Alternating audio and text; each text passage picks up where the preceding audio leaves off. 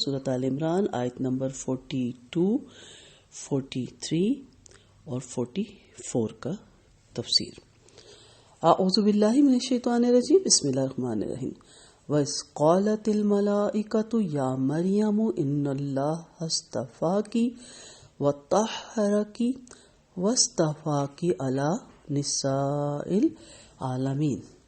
اور وہ وقت بھی یاد کرو جب فرشتوں نے مریم علیہ السلام سے کہا، اے مریم، اللہ نے تجھے برگزیدہ کیا اور پاکیزگی عطا کی اور تجھے پورے جہان کی عورتوں پر ترجیح دے کر منتخب کیا۔ یا مریم اقنوتی لربک واسجدی وارکعی مع الراکعین، مریم اپنے رب کی فرما بردار رہنا اور رکوع کرنے والوں کے ساتھ مل کر آپ بھی رکوع اور سجود کیا کرو۔ ذالک من انباء الغیب نوحیہ الیک وما کنت لدیہم اذ یلقون اقلامہم ایہم یکفل مریم وما کنت لدیہم اذ یختصمون۔ یہ غیب کی خبریں ہیں جو اے محمد صلی اللہ علیہ وسلم ہم آپ کی طرف وحی کر رہے ہیں۔ آپ اس وقت ان لوگوں کے پاس موجود تو نہ تھے جب وہ اپنے قلم اس فیصلے کی خاطر پھینک رہے تھے کہ ان میں مریم کا سرپرست کون بنے گا، نہ ہی آپ اس وقت ان کے پاس موجود تھے جب وہ آپس میں باہم جھگڑا کر رہے تھے۔ فرشتوں کا سیدنا زکریا سے ہم کلامی اور بیٹے کی بشارت دینے کے بعد فرشتوں نے سیدنا مریم سے بھی ہم کلامی کی۔ اس آیت سے معلوم ہوا کہ جن ایام میں سیدہ مریم ہیکل کے حجرے میں مقیم رہ کر اللہ کی عبادت میں مصروف ہوا کرتی تھی، ان دنوں فرشتے ان سے ہم کلام ہوا کرتے تھے۔ فرشتوں ہی نے سیدہ مریم کو اطلاع دی کہ اس کا پروردگار اس پر کس قدر مہربان ہے اور اس نے سید مریم کو سارے جہان کی عورتوں پر فضیلت اور ترجیح دی ہے۔ چنانچہ آپ صلی اللہ علیہ وسلم کا فرمان ہے کہ مردوں میں تو بہت سے باکمال لوگ ہو گزرے ہیں مگر عورتوں میں کوئی کامل نہیں ہوا سوائے مریم بنت عمران اور آسیہ زوجہ فرعون کے، یا مریم ساتھ ہی فرشتوں نے سیدنا مریم کو یہ ہدایت بھی کی کہ وہ بطور شکریہ اللہ تعالیٰ کی مزید فرما بردار بن کر رہے اور اس مسجد میں جو جماعت ہوا کرتی ہے وہ بھی اس میں شامل ہو کر نماز با جماعت کا اہتمام کرے۔ تو یہ اللہ کی مشیت تھی، اس کی تقدیر میں تھی کہ اللہ نے حضرت مریم علیہ السلام کو بطور معجزہ اولاد بھی دینی تھی، اور حضرت مریم علیہ السلام کی عبادت تھی جو کہ وہ حجرے میں رہ کے کیا کرتی تھی۔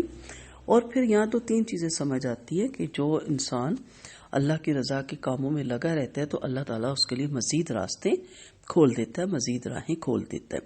اور دوسری چیز کہ جب اللہ تعالیٰ آپ کو توفیق دے اپنے دین کے کام کی، فی سبیل اللہ کام کی، تو پھر عبادت میں بڑھوتی کرے۔ یہ نہیں کہ میں سوشل ورک کر رہی ہوں چلے یہی کافی ہے، میں اگر نوافل میں نہ بھی زیادتی کر سکوں یا میں قرآن نہ بھی روز زیادہ پڑھ سکوں چلے اس کی جگہ میں فلاں کام تو کر رہی ہوں۔ سب کام کی اپنی فضیلت ہے، لیکن اپنی جو عبادت ہے قصبی عبادت اس کو مزید بڑھائیں، اپنی مالی عبادت میں بھی اضافہ کریں، صدقات میں بھی اضافہ کریں، لیکن اپنی جو جسم کی عبادت ہے اس میں زیادہ بڑھوتی کریں۔ آپ دیکھیں اللہ تعالیٰ کیا کہہ رہے ہیں فرشتوں کی زبانی مریم علیہ السلام کو کہ بطور شکریہ کے مزید فرما بردار ہو جائیں، نہ کہ غرور، تکبر یا کبریائی ہم جیسے لوگوں میں جیسے ایک دم بڑائی آ جاتی ہے کہ ہم بڑے تیر مار رہے ہیں۔ تو یہاں منع کیا گیا اور کہا گیا عاجزی، رکوع، سجود میں آپ اپنی زندگی گزاریں۔ اور کہا جاتا ہے کہ یہ آیت باجماعت نماز پڑھنے کے بارے میں بھی ہے کہ عورتیں باجماعت نماز پڑھ سکتی ہیں، خود بھی پڑھ سکتی ہیں اکیلے، لیکن امامت کرانے والی عورتوں کے درمیان بھی کھڑی ہوگی، اور مساجد میں مردوں کے پیچھے بھی پڑھ سکتی ہیں، لیکن وہ صفحے آپ جانتے ہیں، اور نماز کے جو پورے ریکارڈ ہوئے ہوئے لیکچر آپ اس میں میڈم فرد نسیم ہاشمی کے بھی سن سکتے ہیں اور مجھ ناچیز کے بھی، کہ کس طرح عورت پھر مردوں کے پیچھے جماعت میں شامل ہوتی ہے۔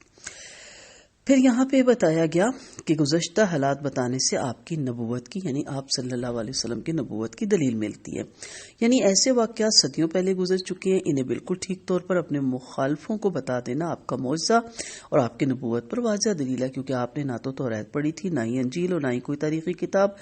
عمر کا اکثر حصہ مکہ مکرمہ میں گزرا جہاں کوئی ذی علم تھا ہی نہیں کہ آپ اس سے سن کر دوسروں کو بتا سکتے، نہ آپ کو کوئی استاد تھا، نہ کسی کے سامنے آپ نے کبھی بیٹھ کر شاگرد بن کے کچھ سیکھا پھر ایسے واقعات کو علماء اہل کتاب کے سامنے صحیح سے بیان کر دینا آپ کے اللہ کی طرف سے رسول ہونے پہ بہت قوی دلیل تھی. پھر بھی جو لوگ آپ کی رسالت کا انکار کرتے تھے تو اس کی وجہ محض بغض، عناد اور دوسرے مفادات تھے اور کچھ نہیں تھا.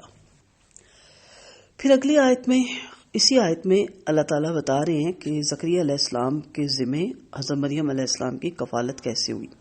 سیدنا مریم پر اللہ تعالیٰ کی جو عنایات ہو رہی تھی، ان سے ہیکل کے تمام خادم واقف تھے، اور ان میں سے ہر شخص یہ چاہتا تھا کہ سیدہ مریم کی سرپرستی کا اعزاز اسے حاصل ہو. اب دیکھیں کتنا ہی بہترین وہ دور تھا کہ ایسے بچی یا ایسے بچے کی کفالت ہر انسان خود کرنا چاہتا تھا، جبکہ جانتے تھے یہ یتیم ہے اور پیچھے سے کوئی اس کا نان نفقہ بھی نہیں دے گا، تو ساری سرپرستی اس بندے کے سر پہ آنی تھی. لیکن وہ چاہ رہے تھے کہ ہمارے لیے بڑے اعزاز کی بات ہوگی کہ ایک بچی جو دین کا کام کرے گی تو اس کی سرپرستی ہمارے ذمہ ہو. اور صرف ان کی خواہش نہیں تھی، اس سسٹم میں ایک دوسرے سے جھگڑتے بھی تھے، اور ہر کوئی کہتا تھا مجھے ملے مجھے ملے مجھے ملے. اور کہتے ہیں پوری بستی آ گئی تھی، پوری بستی اس کی ان کی کفالت کرنے میں آگے تھی کہ ہمیں ملے. ہمارے یہاں کوئی یتیم ہو جائے یا مدارس کے حالات دیکھ لیں، وہاں ڈال آتے ہیں. ہونا یہ چاہیے کہ چلے ہمارے یہ غلط سسٹم چل پڑا ہے، لیکن مدارس میں جا کے 2 بچے ہم اپنے ذمہ لے لیں تو ان کو اچھی طرح سے ان کی ایجوکیشن ہو سکتی ہے، وہ اسکولنگ بھی کر سکتے ہیں.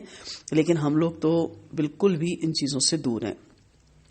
بہرحال اس سلسلے میں سیدنا زکریا نے دوسروں کو اپنے بارے میں بتایا، کیونکہ وہ سیدہ مریم کے حقیقی خالو بھی تھے، لہٰذا وہ سیدہ مریم کے کفیل بننے کے زیادہ حقدار تھے. لیکن دوسروں نے سیدہ زکریا کی اس بات کو بالکل اہمیت نہ دی، اور بالآخر یہ طے ہوا کہ ایسے سب حضرات اپنی اپنی کلمے جن سے وہ توریت لکھا کرتے تھے کسی بہتی ندی میں ڈالیں. اگر کسی شخص کا قلم ندی کے بہاؤ کے طرف بہنے سے رک جائے اور اپنی جگہ پہ قائم رہے تو وہ ہی حضرت مریم کی سرپرستی کا حقدار ہوگا. اب ظاہر ہے کہ امتحان بھی ایک عادت کے بالکل اپوزٹ تھا، اور کسی عادت سے اپوزٹ جو کام ہوتا ہے اس کا فیصلہ تو پھر اللہ ہی کرتا ہے نا. چنانچہ کلمے پھینکی گئی تو سوائے سیدنا زکریا السلام کے قلم کے باقی سب کی کلمے پانی کے بہاؤ کے رخ پہ بہہ گئی. لیکن سیدنا زکریا علیہ السلام کا قلم اپنی جگہ پر قائم رہا. پھر انہوں نے کہا نہیں پھر کرے. 3 دفعہ یہ کام کیا گیا، جو تاریخ ہمیں بتاتی ہے. 3 دفعہ قرہ حضرت زکریا علیہ السلام کے حق میں نکلا.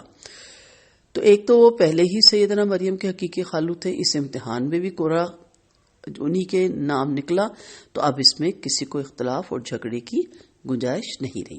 تو انشاءاللہ اگلی آیتوں میں پھر دیکھیں گے کہ آگے پھر یہ سلسلہ کیسے چلتا ہے. وآخر دعوانا ان الحمد للہ رب العالمین.